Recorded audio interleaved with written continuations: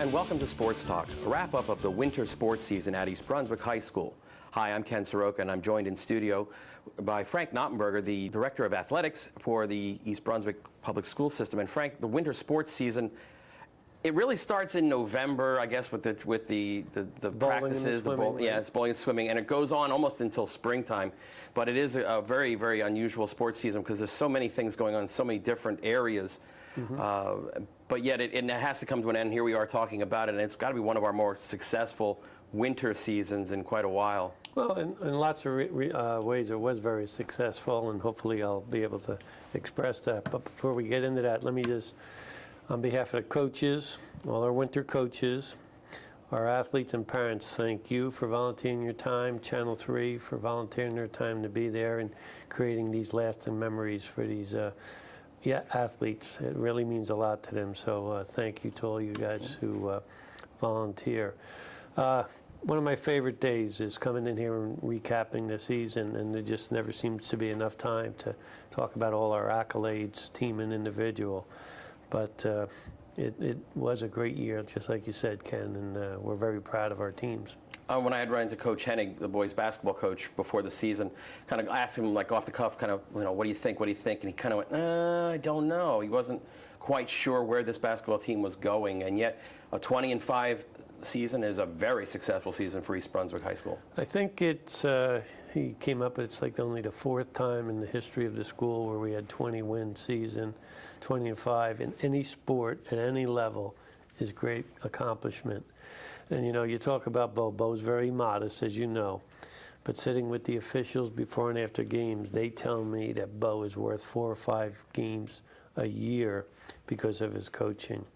He may not be the eldest statesman as far as coaching longevity in the county or the conference, but he certainly has the most respect from everyone. So thank you to Coach Hennig. And he's never going to brag about how good we are. I questioned a couple times, who's going to do this, who's going to do that. He was good about it, very diplomatic.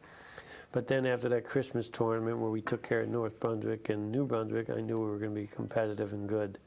I think winning breeds winning, and Mauro Tucci, who's one of my favorites, he just got on the basketball court, and it took him a while to get his legs back from that championship year in football.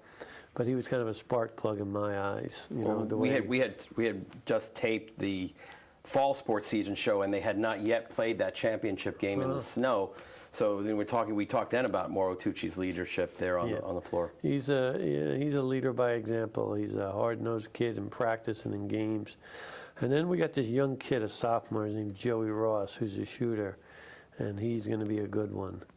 And then there's 2 great stories that I need to tell you and share with our audience. That's Kevin Lance. Kevin Lance made all division this year. It was amazing. We won second in division, 20 wins, and we almost didn't get anyone in all division, which is just the 9 schools or 8 schools in your division. But the coaches voted in Kevin Lance. The purpose of this is Kevin Lance, a 3-sport guy, championship football, basketball, and of course he does the track also. But he was cut as an 8th and 9th grader in basketball. And he had that determination and work ethic and stayed with it and did this summer stuff with Bo, where he made the team as a sophomore, junior, and then this year, and he made all division. And the other one is Anthony Gusti, who is probably our most improved player and maybe our leading scorer. He was a kid who was on the bottom of the list as a 9th grader, sophomore, and he just worked. So it was just a great success story for those 2 guys. And then, Miles Coleman just did a great job for us defensively. And I was very proud of our players and the coaching staff, the way we handled the entire season. Well, you have a kind of an affinity, I guess, for the boys basketball program, having been the head coach for a while there. Just and games sport. On EBTV, you see those retro games, and I tell you, Frank, you haven't changed much in 20 years when you see those games. So well, I don't know about that. But it was a great season for the boys basketball team. Now we move to probably the biggest surprise story, the boys bowling team. And you think about it, in East Brunswick, we lost Mid-State Lanes, that closed down, and now is a a health and fitness club. So, Carroll Lanes has to carry all the load here, I guess, for this part of Middlesex County. But the boys bowling team came out of nowhere, and you got a couple of great stories there. See, I don't see him coming out of nowhere. I think Jeff Elias, our coach who does the boys and the girls, is as good as a coach as anyone out there in preparation, in PR in his program, and talking to his kids. Jeff Elias, in my mind, could coach any sport and be successful. That's how good he is. But he told me it would be good, and it's just a matter of a couple pins and a couple breaks. But let me just go over some of the things that the boys bowling team. Division champs, conference champs, state sectional champs. Individually, we had Danny Holleran, a state champ, number one. He's the best. And the second, and for the girls, and I was sitting there right in between two lanes. Danny's bowling here to my left, and Morgan Brown's bowling to my right for the state championship. Same school, male and female. And unfortunately, or fortunately, Morgan's only a junior. She took a second. But you talk about an exciting day for an athletic director. So Danny won the state championship. John Burke, conference champ. So it was just a slew of people, and there was the competition. You know how USC has that competition Tuesday in their football program. Well, every day these guys battled one another in every practice and every meet. And if it wasn't Danny coming up, it was John or someone else. And the girls, the same thing. Morgan Brown was the leader, but there was a lot of people who contributed to that success. Well, last year we had the state champions in girls bowling. Right. State sectional champions there.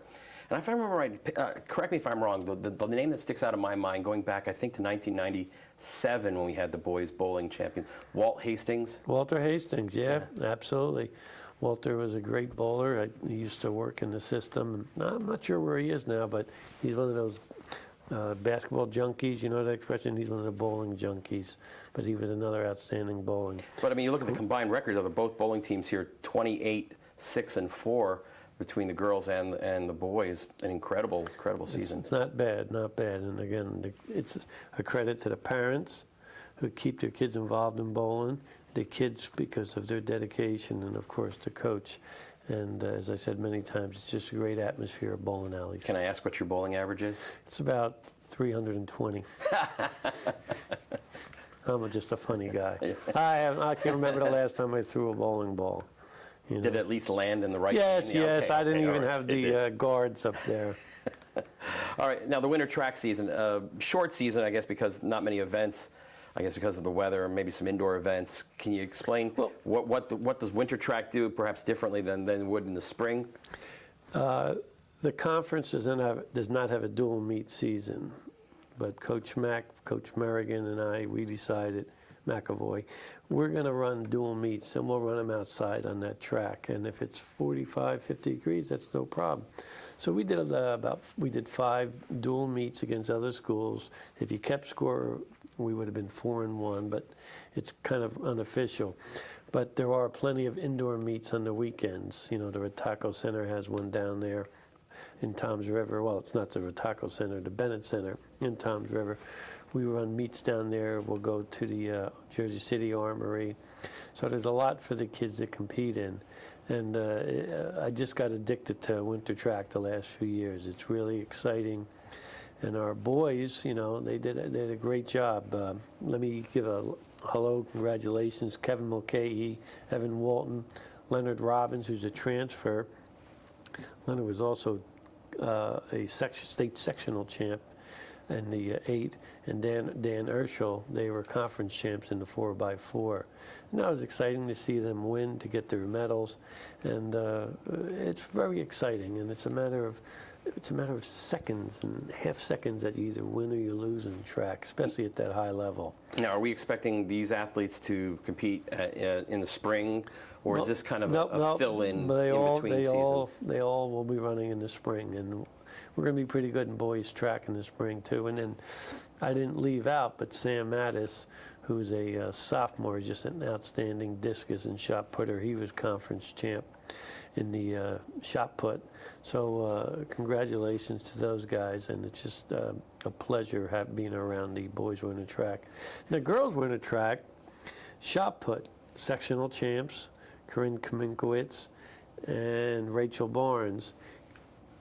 Conference champs, sectional champs. Okay, Rachel was a sectional champ, and Corinne was right behind her in the shot, and she's going to Dartmouth, as a matter of fact. So the girls did a pretty good job in their track season also. They were the two highlights of our season, and Coach Mergen made sure I mentioned them. And they're going to be out there again competing, but it's great to see kids involved in winter track. All right, we shift our attention and we move truly indoors here with the swimming program. And the boys had a decent season. Girls a little on maybe a disappointment, side there, talking to Coach Sundberg, but room for improvement? Always room for improvement, and that only comes from, especially individual sports like swimming and bowling and track, is a determination on your own and motivating yourself. Did I mention that our boys winter track were sportsmanship champions? No, you did not. Well, I'd like to say that that's important to us at East Brunswick, and Coach Mack emphasizes that, and they took a lot of pride in that. Okay, but the swimming team, I just happened to be at their banquet Sunday. Great affair, great camaraderie, and the kids, they talk about how much fun swimming is. Not so much in the pool with Coach Bell and Coach Sundberg on them, but the bus rides over there, the bus rides back, the friendships that they make through athletics, and that's what they kept saying as the seniors got up, the friendships and the lasting memories, and that's what's great about sports.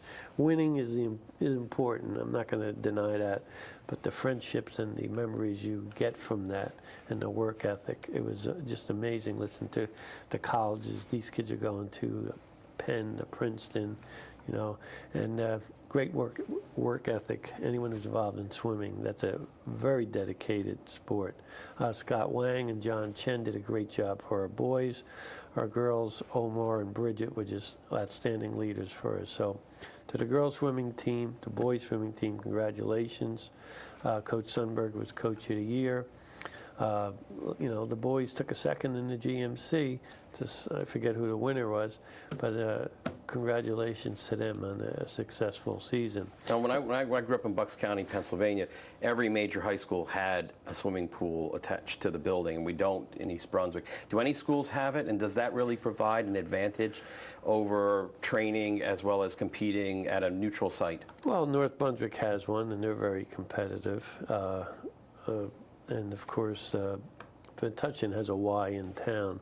But yeah, it helps. But you still need the athletes, you still need the coaching, and you still, like I said before, you have to have the kids who are dedicated. And going to Middlesex County College every day, or doing Sundberg's 6 a.m. land practices, you have to be committed and dedicated. So I think a swimming pool would help us, but how much, I don't know. Okay, another indoor sport, wrestling, Coach Matt Pazinko. Again, a situation where we have a lot of individuals coming together to try to boost the team record here. What can you tell us about the wrestling team? Well, they were voted by the coaching group as the most improved program. And, we had a nice record, and I think we won everyone we were supposed to win, and we lost the ones that maybe we weren't supposed to win. So with that being said, I think Coach is very pleased in the progress that the kids made and the dedication in the season for them. We all would like to see them doing a little more in the off season and the preseason. But my hat's off to our two good leaders, Ryan Morosi and Matt Parabello, two outstanding, one of our better captains in a long time. They didn't say a lot, these guys, but it was by example, and you can see how the other kids fed off them. We have a young wrestler, Mike O'Kane, who went the furthest in all of our tournaments, and he's young, and he's going to be real good in the future. Dedicated young man. Mike Duhigg, a freshman. He's going to be real good for us in the future. Garrett Cohn, we're familiar with that name because that's Stu's son. He's going to be okay, but he was hurt half the year. And if you're missing a sport, no matter what it is, half the year, it's tough to get back. And I just want Garrett not to be discouraged, all right, by missing that. He was so far behind, but I think he's got the right attitude, and he'll be all right. So we're going to be okay. And Ryan Levinsky, another outstanding young wrestler for us. For those who don't know, how many different weight classes are there in high school wrestling? 14. And they changed the weight classes to attract more wrestlers. And I'm not sure if that helped it or not. I'm not sure. Or what kind of changes are you talking about? Well, they increased the weight, another weight. They added another weight class so that you have more opportunities to wrestle.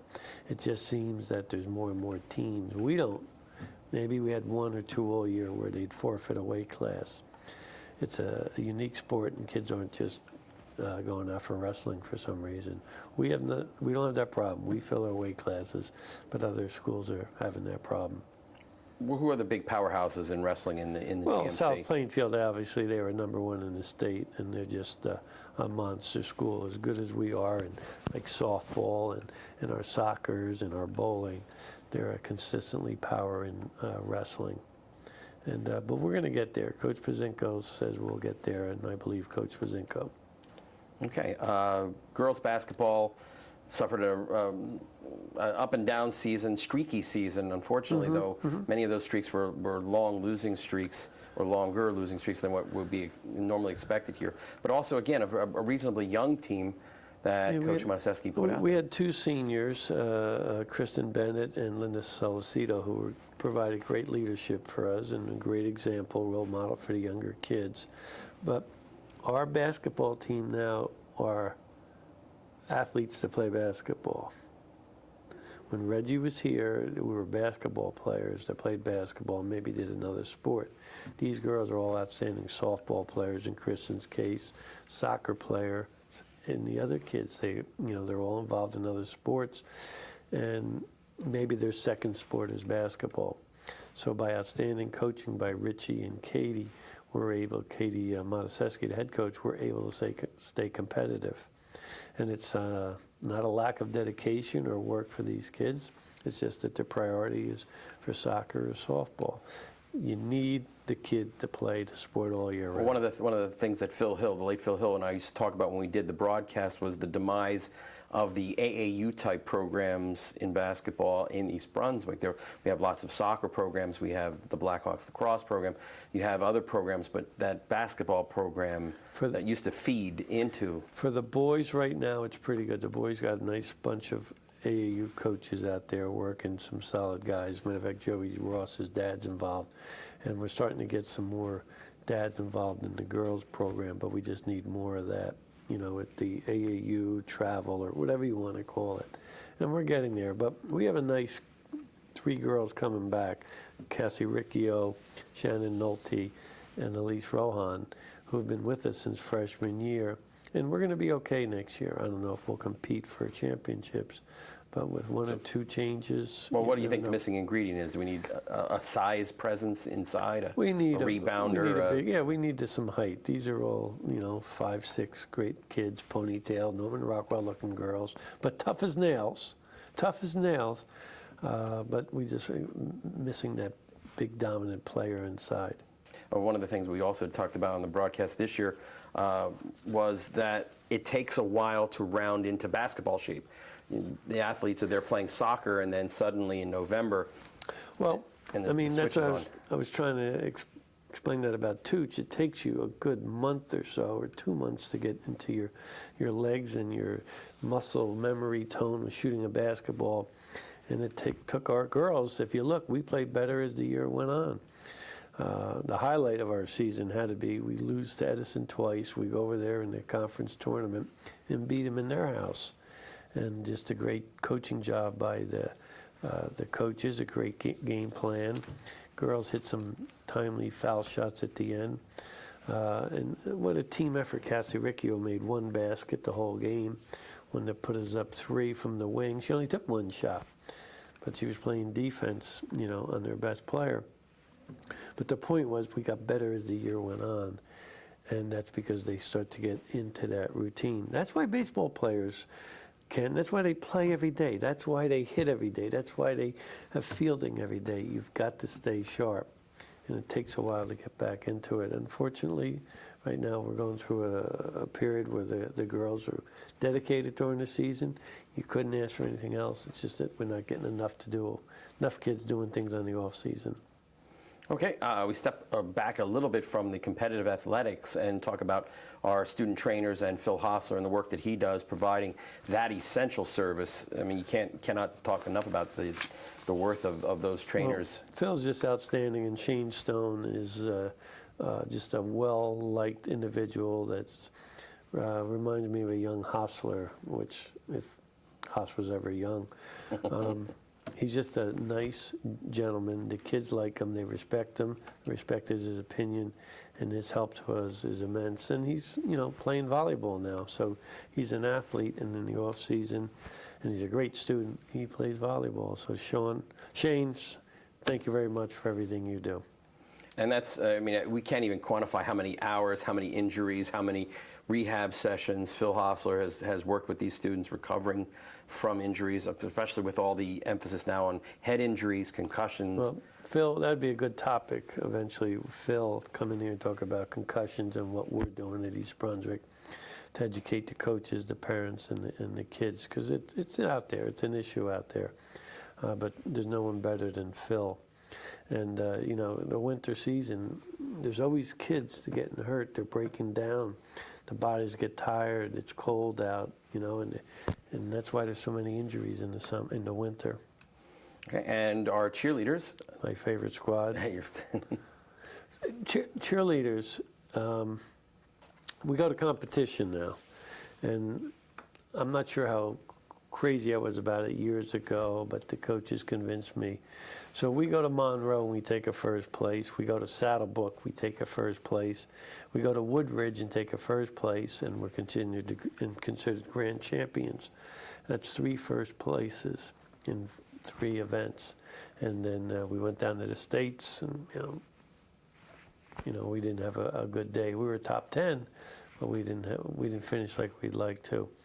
But the cheerleaders, they're as good as anyone, and work as hard as anyone. And to the coaching staff and to the girls, especially Randy Brooks and Brittany Ferrone, our captains, I thank you for everything you did. Well, anyone who has surfed ESPN occasionally at those odd hours will see those cheerleading competitions at the collegiate level or at the high school level, and the level of intensity is incredible. Well, that's the competition you see now, the dancing and everything, so organized and so quick. And in basketball, I come down, I take a shot, I miss, so I come back on D, and I can D up, maybe get a steal, I get another shot. In this competition, there's a 1-shot deal. It's 3 minutes, 2 minute, whatever your routine is, and that's it. And they have a pretty busy schedule, the cheerleaders. I mean, there you have the varsity and you have the junior varsity cheerleaders, as you have varsity and junior varsity sports. But in the winter season, particularly, they could be a wrestling match, and then the next day there's a basketball game, and then maybe they travel to a local game. Well, what we try to do is we follow the state, the NJSA rules and all of that, where we want the girls 3 competitions a week, except the state says there's 1 week where we can have 4, so we pretty much follow that in the fall and the winter. It's a good guideline. I used to beat on the girls. They'd have to do soccer games, then they'd have to do the football games, and they were just so tired. And very diplomatically, they came to me and said, "Mr. Knopp, maybe we're overdoing it." And then I realized, but they will do special occasions in the fall for the teams. But they follow the same guidelines. They're athletes. There's no doubt about it. Don't let anyone tell you differently. They are athletes. We have a girl. We may be getting some scholarship girls out of this too.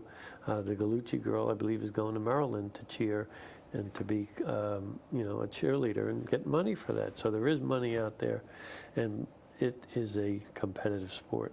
Well, we have a few minutes to wrap up before we wrap up the program here. Talk about the athletic field renovations that will now be unveiled for the spring sports season, the new complex that was worked on for the last year or so. Right. Well, it's amazing, especially in baseball and lacrosse. We're out there playing lacrosse today, and it's rainy out there. I canceled the baseball because we've had so many scrimmages because we haven't been rained out.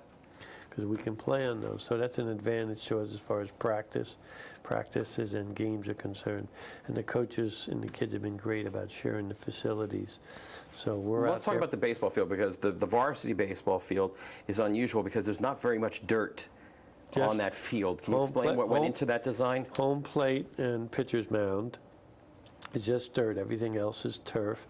If anyone out there has been to Rutgers or King College, that's the exact program that we kind of copied from. And, we got an 8-foot fence for about 360 center field. We got a scoreboard. We got PA system. It's a real nice complex, and hats off to Joanne Magistro for helping us through with that. And we're going to be pretty good in baseball, too. If anyone's out there interested, like to know the schedule, highschoolsports.net. That's our schedule, but you've got to come out and see our complex and our team. We're going to be pretty good. We have a couple of kids. In the back of it, there's a second football field there. No, which it's is- an well, all-purpose field. yeah. It's an all-purpose field, and lacrosse will play games on there. They'll practice on there. We'll also use that for the discus, for Sam and Corinne and Rachel. And we'll use that for soccer in the fall, football in the fall. I mean, it's going to be used all the time. And more importantly, that everyone forgets, Ken, is those fields are used for phys ed. And it's increased the level of participation in phys ed. The kids just love going out to those fields. So it's a great it's a great plus to our athletic program. One of the positives, and I remember going back, now this is almost a decade since I was coaching, that the lacrosse playing on those soccer fields in the spring with the mud, the thaw, and you would be basically by May playing on dirt and gravel in But that the was soccer our fields. advantage, because remember the dust bowls? Yeah. I remember Well, I remember a couple of weird shots where boom, and it would like hit a rock and go this way. Immaculata would come here and there'd be nothing but dust, and they couldn't see the ball, and our kids were going right by them, scoring a goal. But we're going to still use those fields, but you're right. Those fields never had a chance to rest, because we were always good in soccer. So those fields were used till mid-November, right? We always had varsity and JV, and we used it for phys ed. And the spring came, and then we'd have lacrosse, and we were competitive in lacrosse, and we had varsity JV, 4 teams using the 3 fields. So, so it finally caught up to us, but now we're rotating teams and fields so to keep those fresh. Okay, and we look forward for our EBTV spring schedule to come out shortly. Lacrosse, boys and girls, as well as the boys volleyball team indoors. And again, thanks to the EBTV technical crew for coming out and broadcasting East Brunswick High School athletics. They do a wonderful job for us for all these years, and we look forward to their continued help supporting East Brunswick. For Frank Noppenberger, I'm Ken Sarokal, and thank you for tuning in to Sports Talk.